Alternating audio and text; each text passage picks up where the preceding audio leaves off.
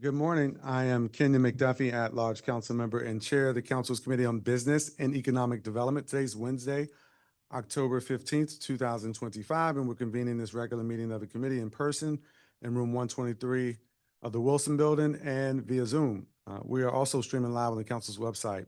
The time is 10:10 a.m., and I'm calling to order this regular meeting of the committee.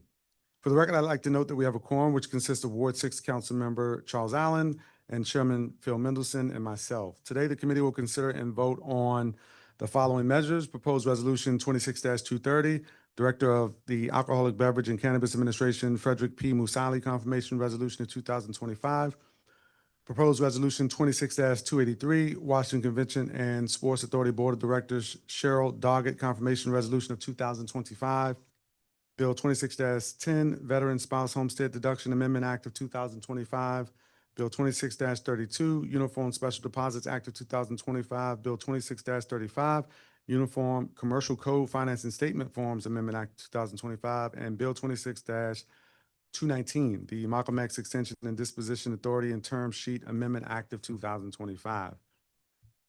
Proposed Resolution 26-230 was introduced on June 13th, 2025 by Chairman Mendelson at the request of the mayor. The chairman referred the bill to the Committee on Business and Economic Development on June 17th of this year. The committee held a public roundtable on the resolution on September 24th, 2025. The resolution would confirm the reappointment of Frederick P. Musali as the Director of the Alcoholic Beverage and Cannabis Administration for a 4-year term to end July 14th, 2029. Mr. Musali has served as the Director of the Alcoholic Beverage and Cannabis Administration since 2009. Prior to leading ABCA, he helmed the agency's adjudication division as the General Counsel for 7 years. During his tenure, he focused on his efforts on delivering outstanding customer service, soliciting and incorporating community input, increasing transparency, boosting access to DC-made products, and protecting the health and safety of residents and visitors. He's a Ward 3 resident, and he earned his Bachelor of Science in Political Science and History from James Madison University and his Juris Doctor from the Catholic University. Is there any discussion? Hearing none, I move the draft committee report in print with leave for staff to make technical, editorial, and conforming changes. All those in favor, please signify by saying aye. Aye. Any opposed? The ayes have it, and the measure is approved. Proposed Resolution 26-283 was introduced on July 14th, 2025 by Chairman Mendelson at the request of the mayor and referred to the Committee on Business and Economic Development on September 17th of this year. The committee held a public roundtable on this proposed resolution on September 24th, 2025. This resolution would confirm the reappointment of Cheryl Doggett as a public member of the Washington Convention and Sports Authority Board of Directors, representing an individual with proven expertise in business finance for a term ending May 16th, 2029.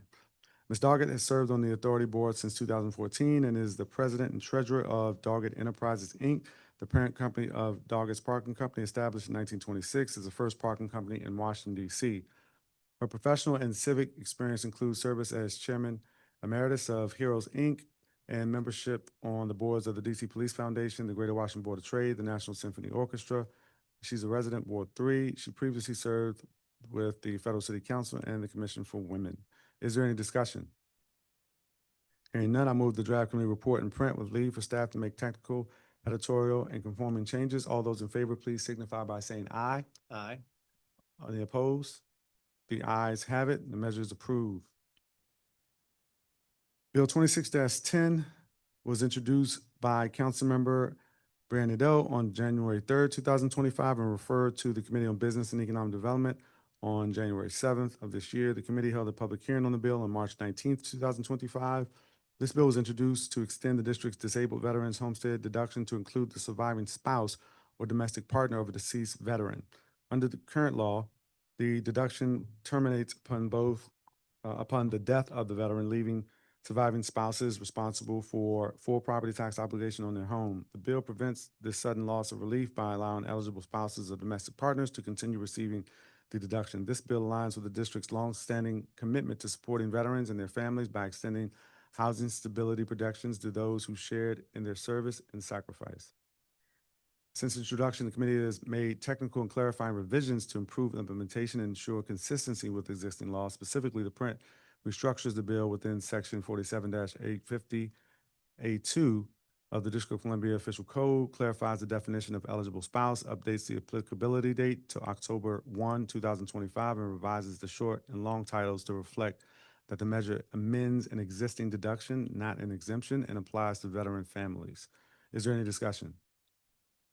And now I move the draft committee report in print with leave for staff to make technical, editorial, and conforming changes. All those in favor, please signify by saying aye. Aye. Any opposed?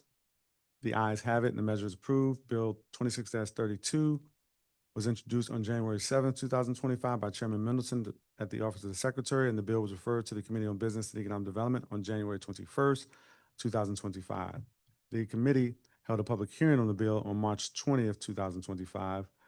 This bill was introduced to address legal uncertainties depressing the use of special deposits, including ambiguities in creating special deposits, risk of funds being included in bankruptcy estates, exposure to creditor claims or injunctions, and the bank's potential right to set off. The bill addresses these legal risks by defining clear criteria for establishing a special deposit, ensuring protection from premature creditor action and bankruptcy and estate inclusion, and restricts banks from using such deposits for unrelated debts. Since the introduction of the bill, the committee only made technical and conforming changes to the introduced legislation. Is there any discussion? Hearing none, I move the draft committee report in print with leave for staff to make technical, editorial, and conforming changes. All those in favor, please signify by saying aye. Aye. Any opposed? The ayes have it. The measure is approved. Bill 26-35 was introduced on January 9th, 2025 by Chairman Mendelson at the request of the mayor, and the bill was referred to the Committee on Business and Economic Development on January 21st, 2025. The committee held a public hearing on the bill on March 20th of this year. This measure was introduced to provide uniformity in financing statements filed with the district so that creditors may perfect their interest in debtor goods. The bill removes the existing Uniform Commercial Code standardized form that is currently embedded in the code for secure transactions and instead provides language that allows Recorder of Deeds to require a form that is approved by the IACA or one of the chief financial officers choosing. Once enacted, the bill will provide the Recorder of Deeds with added flexibility to permit forms that are aligned with industry standards. Since the bill was introduced, the committee made one additional change. To ensure that the bill conformed with the remainder of the statute, this committee, with guidance from the Office of the Chief Financial Officer and the Office of the General Counsel, also amended Section 28(9-525) of the DC Code so that the Chief Financial Officer promulgates rules that set fees for filing and indexing initial financing statements. This change will ensure uniformity in the oversight of regulation of financing statements submitted to the Office of Recorder of Deeds. Is there any discussion? Hearing none, I move the draft committee report in print with leave for staff to make technical, editorial, and conforming changes. All those in favor, please signify by saying aye. Aye. Any opposed? The ayes have it. The measure is approved.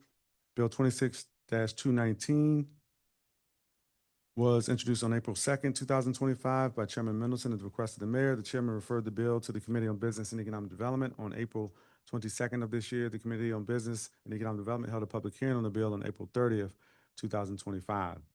This measure extends the time for the mayor from 2 years to 4 years to dispose of district-owned real property known as Malcolm X located at 1351 Alabama Avenue and to authorize the disposition. The project will provide Ward 8 residents with a mixed-use development providing 150 1, 2, and 3-bedroom rental housing units and ground floor commercial space. The commercial space will include 7,500 square feet of daycare space, 2,000 square feet of community serving retail, and a healthy food retailer. All rental units will be affordable to households at 30, 50, or 60% of the median family income. Since the introduction of Bill 26-219, this committee made only one technical change to the legislation. The committee amended the definition of project found in DC Law 24-316 so that it accurately reflects that the development project will provide 150 residential units instead of 180 residential units as previously contemplated. Is there any discussion? Hearing none. Chairman Mendelson. What's the reason for the delay? There's a host of reasons for the delay, but the biggest reason was around the need to change this from 150 residential units to 180 via the definition of project found in DC law and the heritage tree concerns on the property. That's the reason for going from 2 years to 4. As part of it. Part of it is also just the commercial environment that we're in right now. A number of the projects at DMPED are being reviewed, and DMPED is actually deciding whether or not to submit them to council to be extended. The environment with increased costs, uncertainty around a number of issues related to economic development, particularly the building and construction of housing, specifically affordable housing, has really helped to delay a number of the projects in DMPED's portfolio right now. I actually had a meeting yesterday with Dina Albert. We discussed what this actually looks like. There are a number of projects that her team are looking at right now, and she plans to circle back with the committee to let us know whether she needs to, will be submitting any additional projects for extensions. Thank you. You're welcome. Any further discussion? I move the draft committee report in print with leave for staff to make technical, editorial, and conforming changes. All those in favor, please signify by saying aye. Aye. Any opposed? The ayes have it. The measure is approved. This concludes the additional meeting of the Committee on Business and Economic Development. The time is now 10:20 a.m. and this meeting is adjourned.